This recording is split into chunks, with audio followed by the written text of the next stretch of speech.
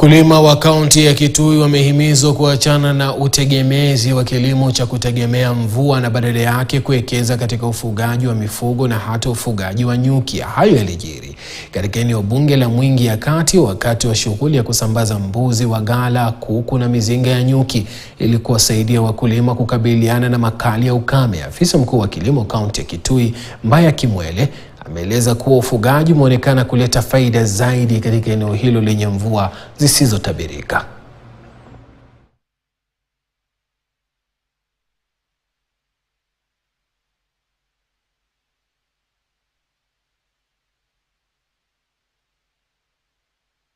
Sehemu za Mwingi Central, Mwingi North, Mwingi West, tukipatiana mizinga ya nyuki ambayo inaitwa modern beehive, Langstroth beehives, tukipatiana mbuzi ambazo inaitwa gala goats, tukipatiana pia kuku.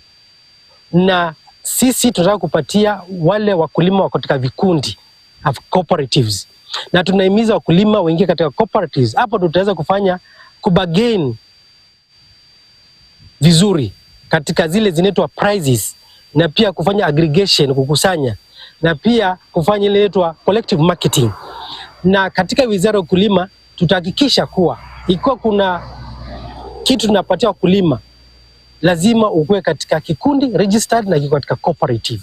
Nimeshukuru juu tumepata ile mbegu, itaenda kubadilisha zile mbegu zetu tunalea huko nyumbani. Naona tutakuwa na breed nzuri na itatusaidia sisi kama wenye kikundi na kiume, na sitaenda kupandilisha ukulima wetu